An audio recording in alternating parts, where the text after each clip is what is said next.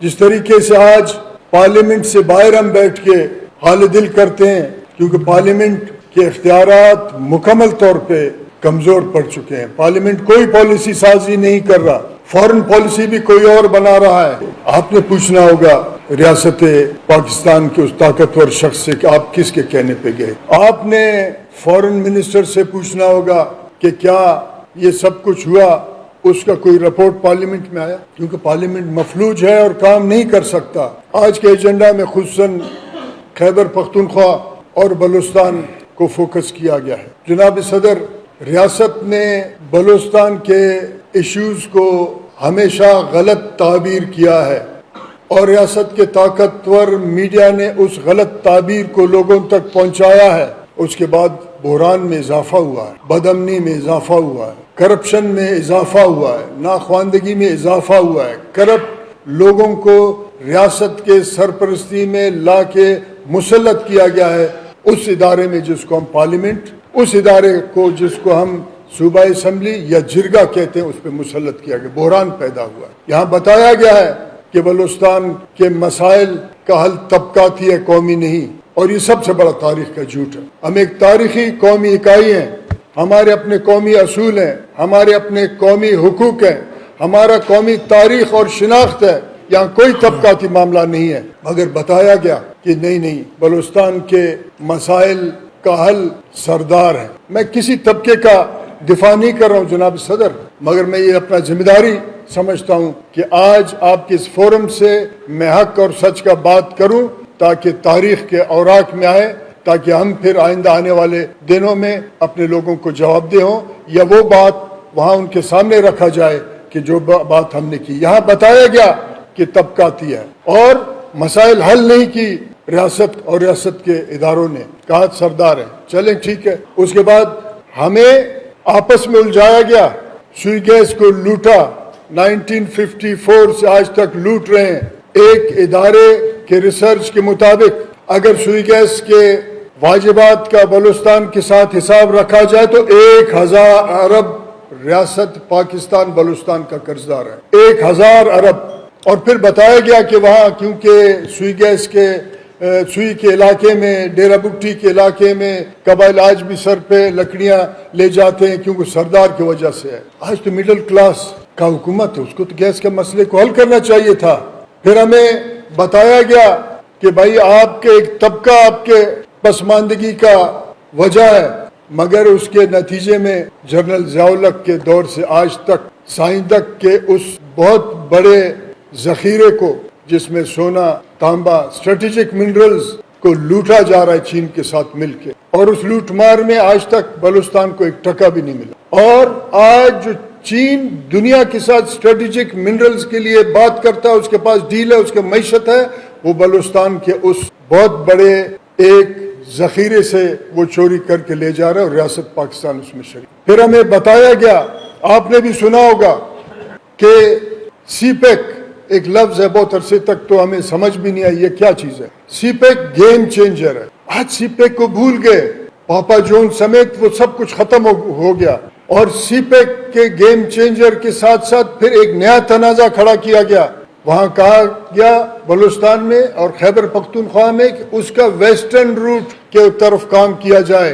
कभी बलूचिस्तान के और बलोच के हक के मिल्कियत पे बात नहीं की, रूट पे बहस किया गया। पॉलिटिकल पार्टीज ने यहाँ भी हमारे साथ नाइंसाफी। आज सीपेक का नाम कहीं आप सुन रहे हैं, आज सीपेक का नाम नहीं। उसके बाद एक पुरस्रार 2021 में एक पुरस्रार इन कैमरा इजलास हुआ बलूचिस्तान असेंबली में। उस इजलास में रेकुदिक का फैसला किया गया। आर्टिकल 19A हमें इस बात का हक देता है कि हमें पता चले उसमें फैसला क्या हुआ था। उस फैसले में भी आज तक हमें पता नहीं है। हाँ, ये बात है कि हमारे लोगों को रोक के, कत्ल करके डीजल स्मगलिंग करने के लिए मजबूर किया गया, मगर हमारे इख्तियारात हमको नहीं दे। फिर हमें ये बताया गया कि सीपेक से इतने लोग रोजगार होगा।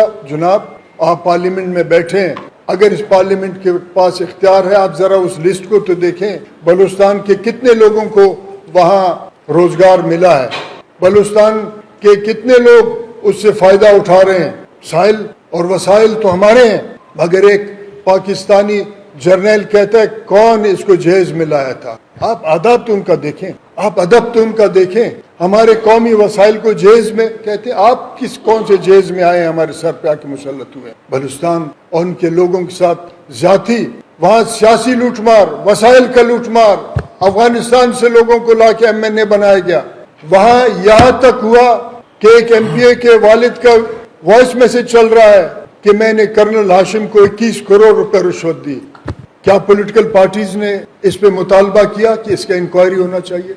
हमारा सियासी रास्ता भी रोक लिया गया, समाजियात को भी हमारा तोड़ दिया गया, और जब सियासी रास्ता रोका गया तो फिर इसका भी जिम्मेदार रियासत होगा और वो पॉलिटिकल पार्टीज जो अपने सियासी वजूद को जिंदा रखने के लिए गेट नंबर 4 के जरिए पार्लियामेंट में दाखिल होते हैं। तो फिर बलूच के साथ कौन सा रास्ता बचा है? बलूचिस्तान के लोगों के साथ कौन सा रास्ता बचा है? मैं एक सवाल करता हूँ आज के इस बहुत बड़े ऐवान से कि वो फिर जब सियासी रास्ता रोका जाएगा, उनका माशी रास्ता रोका जाएगा, उनकी आंखों के सामने उनके आबाई अजदाद के तारीख को पामाल किया जाएगा और उनके वसाइल को लूट मार करके हर 10 साल बाद एक नए नाम और एक नए तिफिल तसल्ली के नाम पे ड्रामा रचाया जाएगा, तो फिर वो बंदूक उठाएंगे।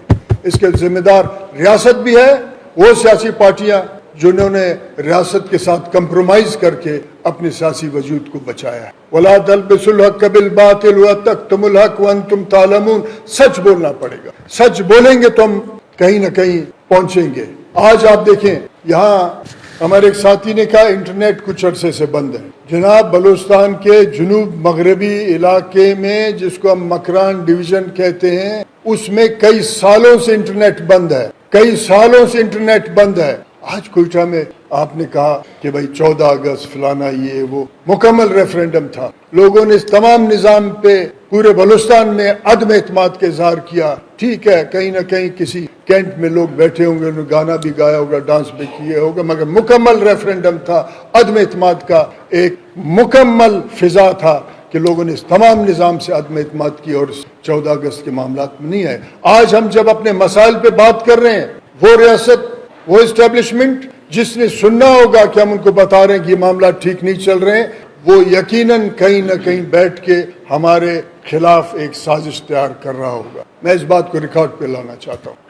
आज उन्होंने इस किस्म का एक माहौल बनाया है कि सियासी लोग अपने घरों में बंद हैं। ऐसे लोगों को पार्लियामेंट असेंबली में बिठाया उन्होंने जिनके पास 10-10, 20-20 काले शीशे वाले गाड़ियां और मुसल्ला, वो अपने समाज में तो नहीं जा सकते मगर निकल के आगे पीछे जा रहे हैं। मैं उन लोगों को ये कहना चाहता हूं कि आप 10 नहीं 20 गाड़ियों में मुसल्ला होकर चले। जिस दिन इनकलाब उठेगा, दुनिया का कोई ताकतवर इस्टेब्लिशमेंट उसको नहीं रोक सकेगा जब आप अपने समाज से कट जाए। मैं ये आज के मोतबर ऐवान से ये अपील करता हूं कि अपना किरदार अदा करें, वरना फिर ये काले शीशे और बड़े बड़े बुलेट प्रूफ गाड़ियां भी हमको बचा नहीं सकेंगी। यहाँ बार बार ये बताया गया बलूचों को, बलूचिस्तान के लोगों को कि आपके सरदार, आपके सरदार, आपके सरदार। मैं ये बात आज आपके हवाले से कहना चाहता हूँ कि जनाब सदर, एक गुलाम सरदार होने से बेहतर है कि आज लश्करी बकरियां चराए और एक आज़ाद बलूच की हैसियत से जिंदगी गुजारे। यहाँ हर 5 साल 10 साल बाद नए नाम पे एक ड्रामा क्रिएट करते हैं, मुसल्ला जत्ते हैं, और मुसल्ला जत्ते के पास बाकायदा कार्ड है और उन कार्डों के जरिए वो एक डिस्ट्रिक्ट से दूसरे डिस्ट्रिक्ट और एक घर से दूसरे घर तक वो जाते हैं। मगर सियासी लोगों के लिए सियासी रास्ते को रियासत ने बंद किया है। एक करप्ट इलेक्शन कमीशन, जिसका मैं मुजम्मत करता हूँ कि करप्ट इलेक्शन कमीशन ने यहाँ तक इस मुल्क को पहुँचाया, मगर मैं समझता हूँ कि हमने भी कहीं ना कहीं मुसाहलत की है इस तमाम निज़ाम से, पॉलिटिकल पार्टीज ने भी। जब पॉलिटिकल पार्टीज मुसाहलत करेंगे तो बदतरीन हालात का फिर आप इंतजार। अब होना क्या चाहिए? होना ये चाहिए कि जिसको हम सुना रहे हैं वो तो सुनता नहीं, वो कहते हैं कि आप लूटमार करें, हमारा रास्ता न रोकें। तो फिर क्या करना चाहिए? तो फिर हमने अपना एक रास्ता अपनाना चाहिए। अगर रियासत चाहता है, रियासत का बात कर रहा हूँ, हुकूमत वक्त का नहीं कर रहा हूँ। यहाँ बुखारी साहब भी बैठे हैं, हुकूमत वक्त से उनका ताल्लुक है। मैं रियासत का बात कर रहा हूँ कि वो अपना एतमाद खो चुका है बलोच और पश्तून में। रियासत आप अपना, जनाब लाट साहब, आप अपना एतमाद खो चुके हैं। آپ نے اعتماد بحال کرنا ہوگا اگر آپ چاہتے ہیں کہ امن قائم ہو. جعلی شخصیات، جعلی الیکشن کے نظام، ہوٹلوں کے اندر بیٹھ کے سیاسی معاملات کو طے کرنا یہ ممکن نہیں ہے، اس سے ٹھیک نہیں ہوگا. آپ 1948 کے اس ایگریمنٹ کا اوپر عمل کریں جو خان قلات اور محمد علی جناح کے درمیان میں ہوا. محمد علی جناح کا وہ تصویر تو آپ کو بہت پسند ہے لاٹ صاحب کی، جو آپ اپنے جیب میں ڈال رہے ہیں ہمارے وسائل کو لوٹ، مگر آپ کو اس ایگریمنٹ سے بڑا نفرت ہے. اس کو ذرا دیکھ لیں. ہم امن کا بات کرتے ہیں، ہم سیاسی لوگ ہیں، شاید آج بلوچستان میں ہم جیسے آخری سیاسی لوگ بچے ہیں کہ جو پھر بھی کوشش کرتے ہیں کہ آئین، قانون اور پارلیمان کے ذریعے ہم یہ بات لوگوں تک پہنچائیں. مولانا صاحب، آپ پیشین سے نمائندگی کرتے ہیں NA 265. آپ کو بھی یہ شاید پتہ نہیں ہے کہ NA 265 کا ایک حصہ کاکڑ خراسان ہے. وہاں 2,63,000 ایکڑ الاٹ ہوئے ہیں. کس کو یہ الاٹ ہوئے ہیں؟ اتنا زیادہ یہ الاٹمنٹ کیسا ہے؟ ریاست کو چاہیے اپنا وہ کرے. آپ اس آواز کو اٹھائیں. کل میں سن رہا تھا کہ کسی طاقتور لاٹ صاحب نے یہ کہا کہ بلوچستان کے وسائل اور خیبر پختونخوا کے وسائل ہم نکال کے پاکستان کے قرضے اٹھائیں گے. آپ نے ایک سوال کرنا ہے جناب، پارلیمنٹ میں آپ بیٹھے ہیں، کہ ایک سوال آپ لائیں پارلیمنٹ میں کہ پاکستان نے پہلا قرضہ کب لیا اور آخر تک یہ قرضے کون کون سے مد میں لیے گئے، پھر پتہ چلے کہ کس مد میں یہ قرضے خرچ ہوئے.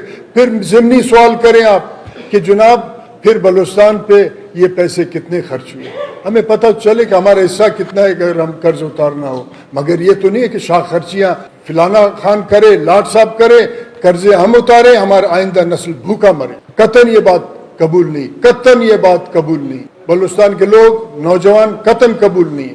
یہ کمیشن قائم ہو. یہ جو بلوچستان کے طول عرض میں روزانہ لاشیں گرتی ہیں، ان پہ کیمیکل چھڑکا جاتا ہے، کیا یہ آسمان سے گرتے ہیں؟ آپ پارلیمنٹ میں بیٹھے ہیں، اگر پارلیمنٹ کے اندر اختیار ہے، یہ آسمان سے لاشیں گرتی ہیں، کون ہیں ان کے رشتہ دار، کون ہیں ان کا FIR درج کیوں نہیں ہوتا، ان کے حوالے سے ریاست کیا کردار ادا کر رہا ہے؟ یہ بھی کمیشن آپ جناب قائم کریں. یہاں 2013 میں ایک DHA ایکٹ پاس کرایا پولیٹیکل پارٹیز نے، وہ اپنے خود احتسابی کے تحت آئیں، کھڑے ہو، بولا ہم نے غلطی کی ہے، اس کو بھی ختم کریں. ریاست کا یہ ذمہ داری ہے. پولیٹیکل پارٹیز جو اس وقت پارلیمنٹ میں نمائندگی کر رہے ہیں، ان کا ذمہ داری ہے کہ ان ایکٹس کو ختم کرائیں. ریاست ریکودک کا وہ ایگریمنٹ لوگوں کے سامنے لائے. ریاست اور پولیٹیکل پارٹیز کو چاہیے کہ وہ اس بات کو لوگوں کے سامنے لائے کہ مائنز اینڈ منرلز ایکٹ 2025 کو واپس کیا جائے. یہ تو نہیں ہے کہ قرضے کوئی اور لے، مزے کوئی اور اڑائے، ریٹائرمنٹ کے بعد کسی بہت بڑے پرامن علاقے میں جائے اور ہمارے پاس جنگ چھوڑ کے چلا جائے. میں اپیل کرتا ہوں بلوچستان کے نوجوانوں سے کہ اپنے قومی نظم کو وہ قائم رکھیں اور اس جعلی مصنوعی فساد کو، بد امنی کو اپنے عمل سے، سیاسی عمل سے اس کو وہ ختم کریں تاکہ ہم آئندہ آنے والے نسلوں کے حوالے سے چلے جائیں. تو میرے یہ مطالبات ہیں کہ 1948 کا ایگریمنٹ جو خان قلات اور محمد علی جناح صاحب کے درمیان میں ہوا تھا، اس کو آئین کا حصہ بنایا جائے. آج گو کہ بلوچستان کے اکثر نوجوان اس بات کو نہیں مانتے ہیں، پھر بھی ہم کوشش کرتے ہیں، سیاسی لوگ ہیں. 73 کے آئین میں 18ویں ترمیم ہوئی، اس میں جو بربادی کی 26ویں ترمیم کے تحت اس کو واپس کیا جائے اور ریاست اعتماد کا فضا قائم کرنے میں اپنا کردار ادا کرے. آخری بات یہ ہے کہ جناب یہاں ہمارے بچے جناب صدر پنجاب کے مختلف یونیورسٹیوں میں پڑھنے کے لیے آتے ہیں اور ان کے غریب والدین اپنا جو کچھ ان کا ہوتا ہے ان بچوں پہ لگا دیتے ہیں تاکہ ان کا بچہ ایک تعلیم یافتہ شخص بنے، اپنے خاندان، اپنے آئندہ نسلوں کو باوقار زندگی گزارنے میں اپنا کردار ادا کرے. مگر وہ کون سا طاقت ہے کہ ان تعلیم یافتہ بچوں کو وہ مجبور کرتا ہے کہ وہ پھر یونیورسٹی سے نکل کے کتابیں پھینک کے کلیشن کوف اٹھائیں. میرا ایک دوست ایک دن میرے پاس آیا جناب، اس نے کہا میرا ایک بیٹا پنجاب میں پڑھتا ہے، اسلام آباد کو بھی ہم پنجاب سمجھتے ہیں، اور وہ واپس آنے کے بعد چھٹیوں پہ اس نے کہا کہ میں واپس نہیں جانا چاہتا ہوں. ہمیں بے احترامی، تذلیل کا نشانہ بنایا جاتا ہے. ایک خاص قسم کا گروہ ہے، وہ یونیورسٹی میں آ کے ہمیں تنگ کرتا ہے. اساتذہ کا بھی رویہ ہمارے ساتھ ٹھیک نہیں ہے، میں واپس نہیں جاؤں گا. تو میرے پاس لایا، میں نے اس کو کہا کہ آپ واپس جائیں اور اپنا تعلیم پورا کر کے آئیں. مگر میں یہ سمجھتا ہوں ایک خاص پالیسی کے تحت ہمارے بچوں کو مجبور کیا جا رہا ہے کہ تعلیم یافتہ بچے بھی پہاڑوں میں جائیں، اور پھر ہم ان کو کہیں کہ ایک نیا ٹھپا کبھی لگایا، کبھی کہا کہ سردار ایسے ہیں، کبھی کہا کہ سی پیک سے آپ کو خوشحالی آئے گا، کبھی کہا ریکودک سے ہم اپنے قرض اتاریں گے. پھر آج کل ایک نیا ٹھپا اسٹیبلشمنٹ نے بنایا، اس کو کوئی پتہ نہیں فتنۃ الہند کا نام دے دیے. یہ کہاں سے عربی الفاظ آپ لا کے تلاش کر کے ٹھپا لگاتے ہیں؟ فتنۃ الامریکہ نہیں ہے کیا؟ جس آج بدامنی کا بات کرتے ہیں اور نام نہاد دہشت گردی کا بات کرتے ہیں، کیا اس نام نہاد دہشت گردی کو پاکستان کے اسٹیبلشمنٹ کا کریٹڈ اس جنگ نے افغانستان کو جس نے برباد کیا اور جس کے تحت ایک کلیشنکوف کلچر ہمارے پاس آیا، کیا وہ فتنۃ الامریکہ نہیں؟ میں ہی سمجھتا ہوں کہ پولیٹیکل پارٹیز اس روایت کو دہرائیں، کیونکہ آج اس ایوان میں جہاں ہم بات کر رہے ہیں یہاں پشتون بلوچ بھی بیٹھے ہیں، اور پشتون خصوصاً اس روایت کو بار بار کہتے ہیں کہ میر ویس ہوتک کا جو جرگہ تھا اس نے یہ گورگین کو ختم کیا. تو پھر ہم نے اور آپ نے بیٹھ کے یہ فیصلہ کرنا ہے کہ ہم عوام کے پاس جائیں گے یا اس دروازے کو کٹکھٹائیں گے جس نے ہمیں اور آپ کو اس تمام معاملات میں ڈالا ہے.